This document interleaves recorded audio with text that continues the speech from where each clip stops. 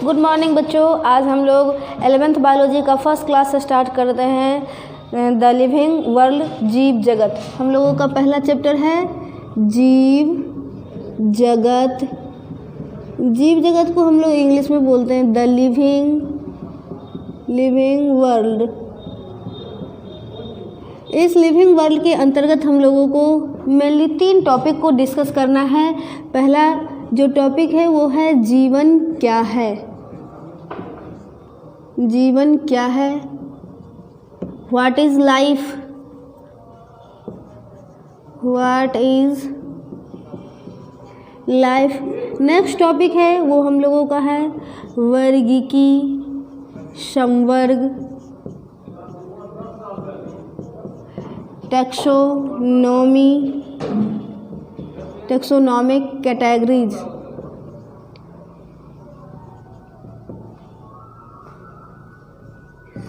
Taxonomic categories. Next जो topic है वो है वर्गीकी साधन। वर्गीकी साधन को हम लोग इंग्लिश में टैक्सोनॉमिकल एड्स कहते हैं। तो आज हम लोगों को इन्हीं टॉपिक पर डिस्कस करना है। सबसे पहला टॉपिक जीवन क्या है। तो जीवन का जो परिभाषा है थोड़ा सा जटिल है, लेकिन फिर भी आज हम लोग समझें कि जीवन क्या है। कुछ कैरेक्टर्स होते हैं जिस कैरेक्टर की वजह से सजीव और निर्जीव को हम लोग अलग अलग कैटेगराइज करते हैं, बांटते हैं। तो आइए हम लोग देखें जीवन क्या है। सजीव के कुछ लक्षण हैं, गुण होते हैं। ये गुण निम्नलिखित हैं। ये पहला जो गुण है सजीव का वो है ग्रोथ। ग्रोथ को हम लोग हिंदी में वृद्धि बोलते हैं। अब वृद्धि क्या है, तो किसी भी जीव के आकार में, आकृति में, उसकी लंबाई चौड़ाई में जो वृद्धि होती है, जो बढ़ोतरी होती है, उसी को हम लोग ग्रोथ कहते हैं, वृद्धि कहते हैं। या किसी जीव की संख्या में वृद्धि होना भी ग्रोथ कहलाता है। देखें, जैसे ये जीव है, इसका चौड़ाई बढ़ गया, चौड़ाई में वृद्धि, ये भी ग्रोथ हो गया, ये भी वृद्धि हो गया। कोई एक जीव है, इसकी लंबाई बढ़ गई, ये भी वृद्धि है। अब क्या है, ये तो बहुकोशिकीय जीवों में लंबाई चौड़ाई में वृद्धि हो गया, लेकिन कुछ जो एक कोशिकीय जीव हैं वो तो चलते हैं वृद्धि करने, क्योंकि उसके पास एक ही कोशिका होती है। लेकिन वृद्धि करते करते क्या हो जाता है, उनमें एक कोशिका से नई कोशिका, दूसरे कोशिका का निर्माण होता है और वृद्धि चले थे वृद्धि करने, लेकिन क्या हो जाता है, प्रजनन हो जाता है सिर्फ एक कोशिकीय जीवों में। तो हम लोग देख लें कि वृद्धि क्या है। किसी जीव की लंबाई, चौड़ाई, उसका आयतन, आकार और भार में बढ़ोतरी को ही हम लोग वृद्धि कहते हैं।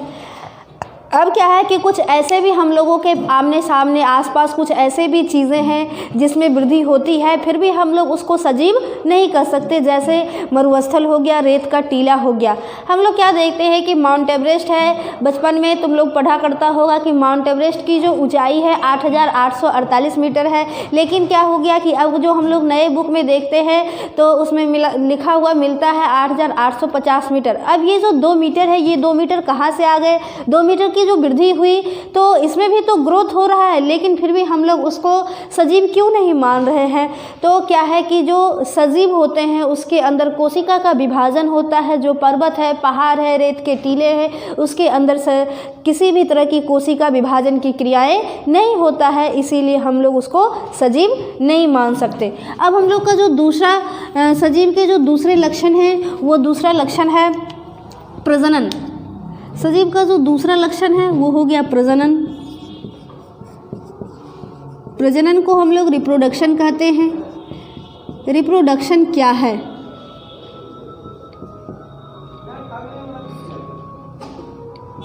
रिप्रोडक्शन। अब क्या है कि रिप्रोडक्शन क्या है, हम लोग देख लें। ये कोई जीव है, एक जीव है प्यारा सा सुंदर सा, अब क्या है कि इस किसी भी जीव की ऐसी प्रक्रिया जिसमें अपने ही जैसे संतान की उत्पन्न करने की क्षमता पाई जाती है, जिसको हम लोग प्रजनन कहते हैं, यह एक जीव है। कुछ दिनों के बाद कुछ प्रक्रिया करने के बाद क्या है कि इसके जैसा ही एक सुंदर सा प्यारा सा जीव बन गया। तो एक जीव से, पुराने जीव सा जो नया जीव बन गया, एक पुराना जीव था एक नए जीव की उत्पत्ति कर दी, नए संतति को जो जन्म दे दिया, यही क्या हो गया, प्रजनन हो गया। अब क्या है कि इस प्रजनन के दो प्रकार होते हैं। एक होता है अलैंगिक जनन, अलैंगिक जनन, दूसरा हो गया लैंगिक जनन, लैंगिक जनन।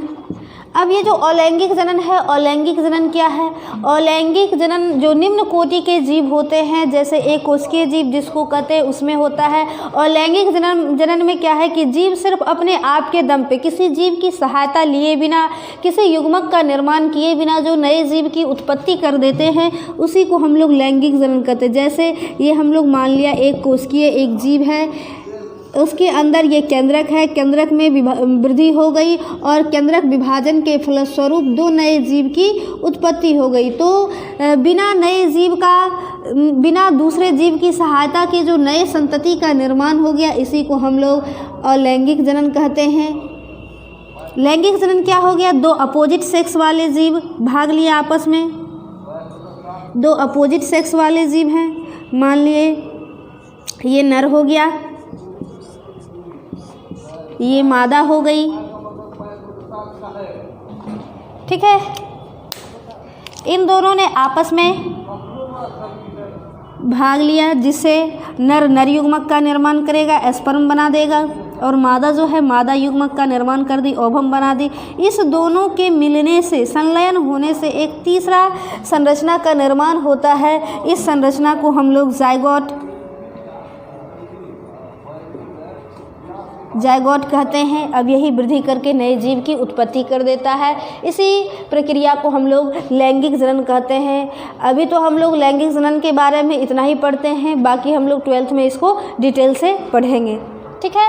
अब जो सजीव का नेक्स्ट जो कैरेक्टर है, वो नेक्स्ट कैरेक्टर, तीसरा कैरेक्टर है मेटाबॉलिज्म।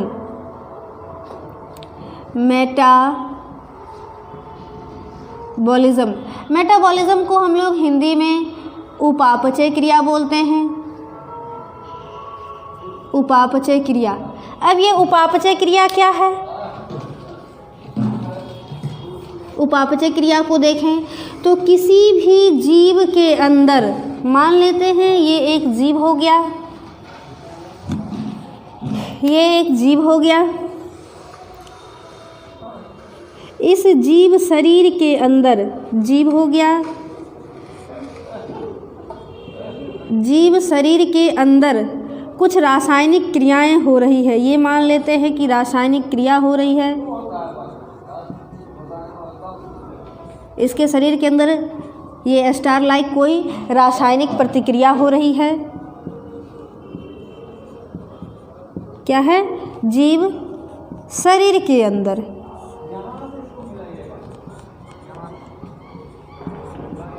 ये जीव शरीर के अंदर जो रासायनिक प्रतिक्रिया होती है, उसी को हम लोग मेटाबॉलिज्म कहते हैं। कैसे? जैसे हम लोग भोजन करते हैं तो भोजन के रूप में बहुत से कार्बोहाइड्रेट को, प्रोटीन को, वसा को लेते हैं। तो क्या हो रहा है कि ये हम लोगों के शरीर के अंदर बहुत सारी रासायनिक प्रतिक्रिया के फलस्वरूप इसका डाइजेशन होता है, जिससे हम लोगों को एनर्जी मिलता है। यही प्रतिक्रिया मेटाबॉलिज्म कहलाती है। अब बच्चे तुम लोग कहोगे कि लैब के अंदर भी तो बहुत सारी रासायनिक प्रतिक्रिया होती है, क्या इसको हम लोग मेटाबॉलिज्म कहेंगे? नो, कभी नहीं उसको हम लोग मेटाबॉलिज्म कहेंगे, क्योंकि हम लोगों ने यहाँ पे क्या देख रहा है? जीव शरीर के अंदर जब होगा तो ही हम लोग उसको, जब रासायनिक प्रतिक्रिया किसी जीव शरीर के अंदर होगा तो ही हम लोग उसको मेटाबॉलिज्म, उपापचय कहेंगे। अब ये जो उपापचय है, ये दो प्रतिक्रियाओं के मिलने से बनता है। एक हो गया उपचय और दूसरा हो गया अपचय। उपचय क्या है? अब हम लोग इस उपचय को देखें। उपचय को हम लोग एनाबॉलिज्म बोलते हैं, ठीक है। उपचय को देखें हम लोग,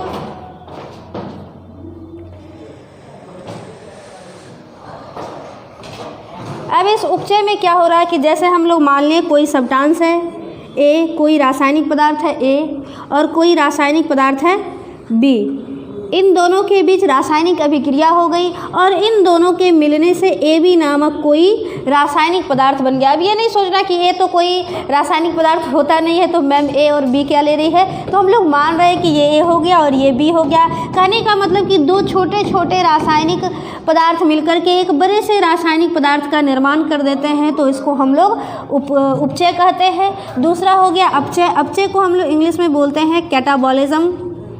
कैटाबॉलिज्म। अब इस कैटाबॉलिज्म के अंदर क्या होता है कि दो छोटे छोटे एक बड़े सा कोई कंपाउंड हो गया, इसको हम लोग मान लेते हैं ए बी कोई बड़ा सा कंपाउंड है।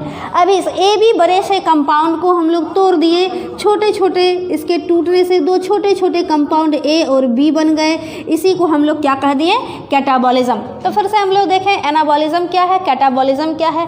एनाबॉलिज्म मतलब एक बड़ा सा कोई केमिकल सब्सटेंस है कैटाबॉलिज्म में, वो टूट करके छोटे छोटे दो टुकड़े का निर्माण कर रहा है, दो छोटे छोटे रासायनिक पदार्थ का निर्माण कर रहा है, उसको हम लोग कैटाबॉलिज्म कर रहे हैं। फॉर एग्जांपल जैसे हम लोग C6H12O6 ये हम लोगों का कार्बोहाइड्रेट हो गया। अब कार्बोहाइड्रेट को ऑक्सीजन के प्रेजेंस में जब हम लोग श्वसन के रूप में ऑक्सीजन लेते हैं तो ऑक्सीजन की उपस्थिति में ये कार्बोहाइड्रेट ब्रेक डाउन होता है हम लोगों के शरीर के अंदर और टूट करके हम लोगों को एनर्जी भी देता है। साथ में इसके अवशिष्ट पदार्थ निकलते हैं CO2 और H2O और 38 ATP एनर्जी 1 ग्राम ग्लूकोज के टूटने से होती है। तो क्या हो रहा है कि एक बड़ा सा केमिकल कंपाउंड था जो छोटे छोटे रासायनिक, सॉरी बच्चों एक मिनट दिख नहीं रहा है, तो क्या है कि एक बड़ा सा केमिकल कंपाउंड है, ऑक्सीजन की उपस्थिति में ये टूट करके जल बना देता है और कार्बन डाइऑक्साइड को रिलीज़ करता है। तो क्या हम लोगों ने देखा कैटाबॉलिज्म। कैटा से हम लोग याद रखेंगे कि एक बड़े से कोई रासायनिक पदार्थ था उसको हम लोगों ने कट कर दिया, तो कैटाबॉलिज्म में एक बड़ा रासायनिक कंपाउंड टूट करके दो छोटे छोटे रासायनिक कंपाउंड का निर्माण करता है। तो क्या हो गया, हम लोगों को दो यहाँ पे शब्द मिल गए, एक अपचय और एक उपचय। इस अपचय और उपचय के मिलने से उपापचय नामक क्रियाएं होती है। तो उपापचय क्या हो गया, जब जीव शरीर के अंदर रासायनिक प्रतिक्रिया होगी तो उसी को हम लोग मेटाबॉलिज्म कहते हैं। इसमें दो क्रियाएं शामिल है, एक हो गया हम लोगों का उपचय और दूसरा हो गया अपचय। उपचय में दो छोटे छोटे रासायनिक पदार्थ आपस में मिलकर के एक बड़े रासायनिक पदार्थ का निर्माण करेंगे और अपचय कैटाबॉलिज्म में एक बड़ा सा रासायनिक पदार्थ टूट करके दो छोटे छोटे रासायनिक पदार्थ का निर्माण करता है, और वो भी कहाँ, जीव शरीर के अंदर। चलो अब हम लोग नेक्स्ट देखते हैं सजीव का जो नेक्स्ट कैरेक्टर है, जो अगला लक्षण है, अगला गुण है, वो है हम लोगों का उद्दीपन।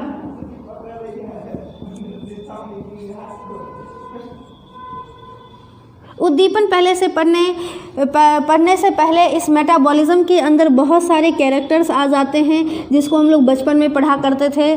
जैसे हो गया पाचन,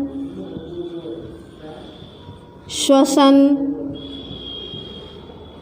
जब हम लोगों ने खाना खाया, सांस लिया तो भोजन पच गई, पोषण,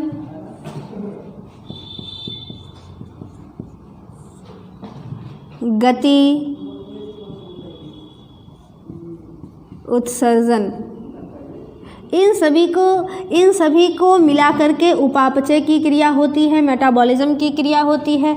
जैसे कोई भी जीव अपनी आवश्यकताओं को पूरा करने के लिए पोषण लेता है, एनर्जी चाहिए तब तो उसको पोषण मिलेगा और किसी भी प्रकार के काम को कर सकेगा। तो पोषण में क्या है कि जीव जो न्यूट्रिशन लेता है, जो भोजन करता है, उससे वो पोषक पदार्थ मिल जाता है।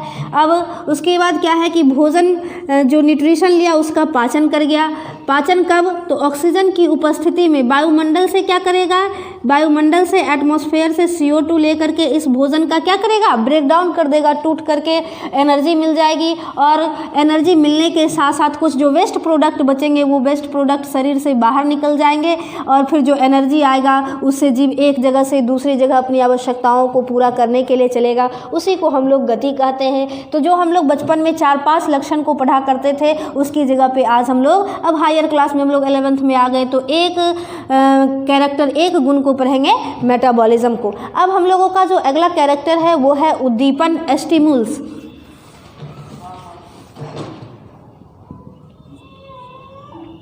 उद्दीपन, अब ये उद्दीपन क्या है, स्टिमुल क्या है, स्टिमुल्स। अब जैसे हम लोग चल रहे हैं, अचानक से कांटा चुभ गया, कांटा चुभ गया, नीचे तो आँख नहीं थी, पैर को तो आँख नहीं था, फिर भी हम लोगों को पता चल जाता है कांटा चुभ गया। कैसे? तो ये भी एक उद्दीपन है। जैसे गर्मी का मौसम होता है, अरे बहुत ज़्यादा गर्मी लग रही है, वाह पंखा चलाओ, फैन चला लो, तो ये क्या है, ये भी उद्दीपन है। मतलब उद्दीपन होता क्या है, तो बाहरी वातावरण में जो कुछ घटनाएं घटती है उसको देख करके जो हम लोगों का बॉडी रिएक्शन करता है उसके अनुरूप, उसी को हम लोग उद्दीपन कहते हैं, मेटाबॉलिज्म कहते हैं। अब क्या है कि सजीव के अंदर तो पेड़ पौधे भी आते हैं और जीव जंतु भी आते हैं। तो मन में आ रहा हो क्या पेड़ पौधे भी क्या उद्दीपन करते हैं? बिल्कुल करते हैं, पेड़ पौधे भी उद्दीपन करते हैं। जैसे हम लोग देखते हैं कि सूरजमुखी का ये पौधा हो गया, जब सुबह का समय रहता है, सूरज की किरणें उगती हैं तो ये पूरब की तरफ मुड़ जाता है। फिर लगता है कि अरे अब शाम होने वाला है, सूरज पश्चिम की तरफ, मान लो कि ये सन है, तो ये प्लांट इस तरह से मुड़ जाता है। तो ये भी क्या है, ये भी एक तरह का उद्दीपन है। तो इस तरह से पौधे भी उद्दीपन करते हैं और मनुष्य भी उद्दीपन करते हैं। अब बात आती है गति की। तो जीव अपनी आवश्यकताओं को पूरा करने के लिए एक जगह से दूसरे जगह मूव करते हैं, उसी को हम लोग गति कहते हैं। गति के दो प्रकार होते हैं, एक हो गया हम लोगों का स्वगति, स्वतः गति जो खुद ब खुद होती है, और दूसरा हो गया प्रेरक गति, प्रेरक गति। तो क्या हो गया, किसी चीज़ की प्रेरणा पाकर के जो हम लोग मूव करते हैं उसी को हम लोग प्रेरक गति कहते हैं। जैसे बारिश बाहर में हो रही है तो हम लोग दौड़ करके छुपने के लिए अंदर आ गए कि हम लोगों के ऊपर बारिश की बूंदें ना पड़ी, तो ये क्या हो गई, प्रेरक गति। तो टोटली हम लोगों के सजीव के कुछ 4 लक्षण हो गए जिसको हम लोगों ने देखा। पहला लक्षण क्या था, वृद्धि। दूसरा लक्षण क्या हो गया हम लोगों का, प्रजनन। तीसरा लक्षण हम लोगों का हो गया मेटाबॉलिज्म, और जो चौथा लक्षण था वो हो गया हम लोगों का उद्दीपन। तो इस लक्षण के आधार पे हम लोग किसी भी वस्तु को सजीव और निर्जीव में बांटते हैं। तो ये हो गया हम लोगों का जीवन क्या है। अब जो हम लोगों का इस चैप्टर का सेकेंड टॉपिक है वो है वर्गीकी संवर्ग। हम लोगों के इस संसार में बहुत सारे जीव हैं जिसको हम लोगों को एक एक करके याद नहीं रख सकते, उसके एक एक कैरेक्टर को नहीं जान सकते हैं। तो अगला हम लोगों का टॉपिक आ गया वर्गीकी संवर्ग। तो उन जीवों के बारे में जानकारी रखने के लिए जीवों का वर्गीकरण करना आवश्यक हो गया।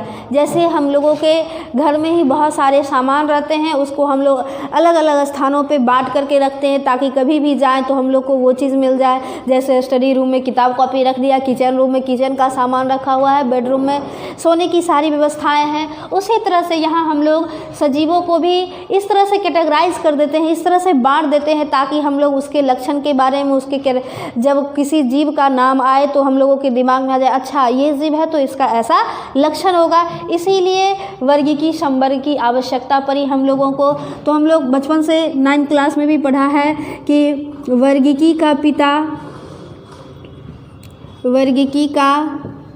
पिता एक साइंटिस्ट थे, कैरोलस लीनियस। इनको वर्गीकी का पिता कहा जाता है क्योंकि कैरोलस लीनियस साहब ने सबसे पहले इस वर्गीकरण को वर्गीकी विज्ञान के रूप में बताया था, इसीलिए इनको वर्गीकी का पिता कहा जाता है। तो इन्होंने संसार में जितने सारे जीव थे इस जीव जगत को 2 भागों में वर्गीकृत किया। एक इन्होंने किया जंतु जगत और दूसरा किया जंतु जगत और दूसरा पादप जगत। और फिर इन्होंने क्या किया कि इन जंतु जगत और पादप जगत के कुछ नाम रखे ताकि हम लोगों के इस एरिया में अलग नाम हो और संसार किसी भी देश के किसी भी कोना में जाए, इंटरनेशनल स्तर पे भी कहीं जाए तो उसका अलग नाम होगा। तो क्या होगा कि हम लोग कंफ्यूज कर जाएंगे। जैसे आम को हम लोग आम कहते हैं, कहीं और चले गए इंग्लिश में इसको मैंगो कह दिए, संस्कृत में इसको आम्रम कह दिए। तो क्या हो रहा है कि अलग अलग स्थानों पे अलग अलग लैंग्वेज के आधार पे इसके अलग अलग नाम हो जा रहे हैं। तो इसका एक ऐसा मानक नाम रखा जाए ताकि हम लोग इस दुनिया के किसी भी कोना में जाएं तो उसको उसी नाम से जाना जाए। इसीलिए इन्होंने, जो कैरोलस लीनियस साहब थे, इन्होंने जीवों को वर्गीकृत करके उनका वैज्ञानिक नाम रखने का सोचा। तो सबसे पहले हम लोग इसी जीवों के वर्गीकरण में कुछ आधार को देखते हैं, टैक्सोनॉमिक कैटेगरीज को देखते हैं कि किस आधार पे जीवों का वर्गीकरण किया गया है। तो जीवों के वर्गीकरण के लिए इन्होंने 7 कैटेगरीज को अपनाया, जिसको हम लोग देखते हैं। सबसे पहला हो गया किंगडम। किंगडम के नीचे, किंगडम को हम लोग हिंदी में जीव जगत कहते हैं, जगत कहते हैं। जगत कहते हैं, जगत मतलब संसार हो गया। इस किंगडम के नीचे आता है फाइलम। फाइलम को हम लोग संघ बोलते हैं। संघ के नीचे आ गया क्लास। क्लास को वर्ग कहते हैं। वर्ग के नीचे ऑर्डर। ऑर्डर को गण कहेंगे। गण के नीचे आ गया फैमिली। फैमिली को हम लोग कुल कहते हैं। इसके नीचे जीनस। और सॉरी बच्चों, 1 मिनट दिख नहीं रहा है। पहले किंगडम, फाइलम, क्लास, ऑर्डर, और ये जो ऑर्डर है, ऑर्डर के नीचे फैमिली। फैमिली के नीचे आ गया जीनस, और जीनस के नीचे आ गया स्पेसीज। स्पेसीज को हम लोग कहते हैं जाति, जीनस को वंश, और फैमिली को कुल।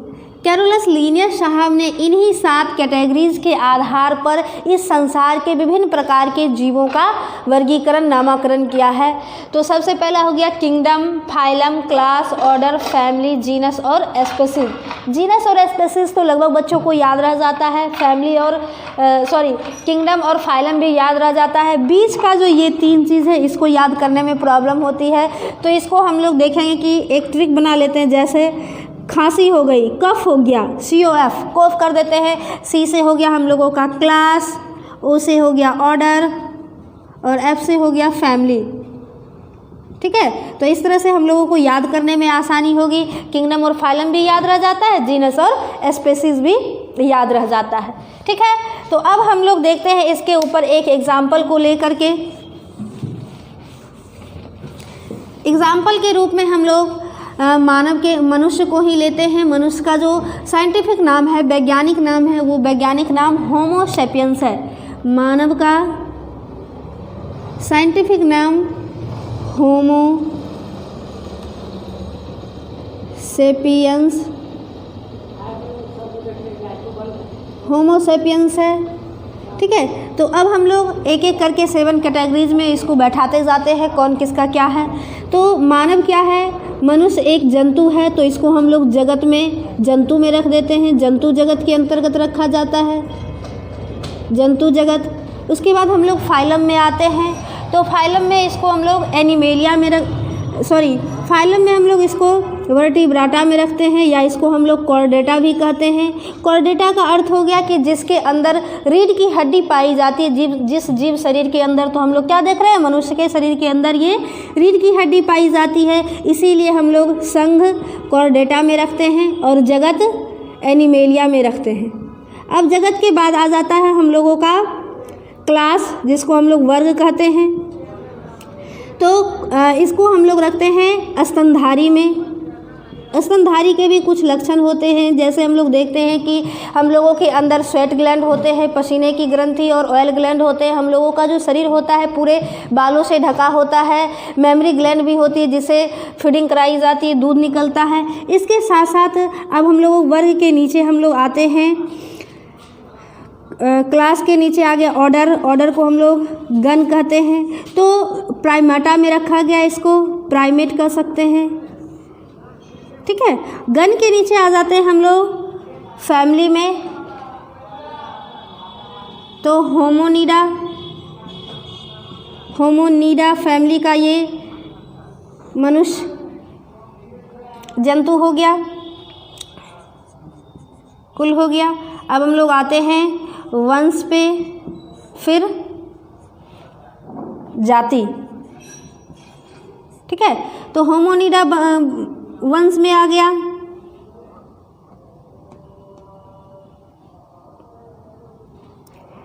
जाति हो गया हम लोगों का सैपियंस, और वंश हो गया हम लोगों का होमो। ठीक है, तो इस तरह से मानव का जो वैज्ञानिक नाम है होमो सेपियंस है, और हम लोग मानव को इस 7 कैटेगरीज के आधार पे इनको टेक्सोनॉमिक संवर्ग में रखते हैं। फिर से एक बार हम लोग देख लेते हैं कि ये जगत हो गया, मनुष्य को जंतु जगत के अंतर्गत रखा गया है। संघ को हम लोग देख लें तो हम लोगों का कॉर्डेटा हो गया, वर्ग स्तनधारी वर्ग में रखे गए, प्राइमेट गण में आ गए, और कुल हम लोग का होमोनिडा, वंश होमो, और जाति हम लोगों का सेपियंस हो गया। तो इस तरह से ये वर्गीकी के 7 आधार होते हैं, ये 7 कैटेगरीज हो गया वर्गीकी का। अब हम लोग एक प्लांट को भी ले लेते हैं, ये तो एनिमल हो गया। अब हम लोग एक आम ले लेते हैं, मैंगीफेरा इंडिका। आम का जो साइंटिफिक नेम है, आम का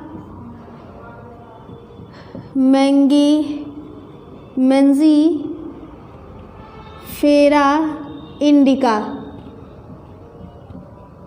अब आम का जिस तरह से जो फर्स्ट लेटर होता है वैज्ञानिक नाम का, उसको हम लोग वंश वो डिनोट करता है, और जो लास्ट होता है इंडिका जो हो गया, ये स्पेसीज को डिनोट करता है, तो ये हो गया इंडिका।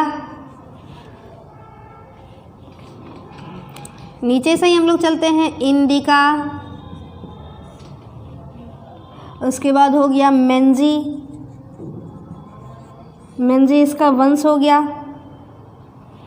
अब आम है तो आम को हम लोग किस में रखेंगे, पादप जगत के अंतर, पादप जगत के अंतर। अब ये संघ, संघ में हम लोग इसको हम लोग आम के लिए, आम प्लांट है इसीलिए हम लोग प्रभाग का यूज़ करते हैं, तो आम एंजियोस्पर्म है, आवृतबीजी पौधा है, तो ये हो गया आवृतबीजी के अंतर्गत रखते हैं।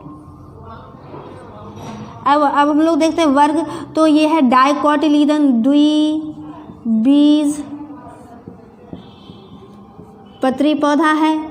अब क्या है कि आवृतबीजी किसको कहेंगे, तो वैसे पौधे जिसके ऊपर, जिसका सीड जो हो वो कवरिंग से ढका हुआ हो, सीड्स के ऊपर सीड कोट हो, वैसे पौधे को हम लोग आवृतबीजी पौधे कहते हैं। द्विबीज पत्री का मतलब होता है वैसा बीज जब उसको हम लोग जर्मिनेट करते हैं तो 2 पत्ते के साथ निकलता है, उसको हम लोग द्विबीज पत्री कहते हैं।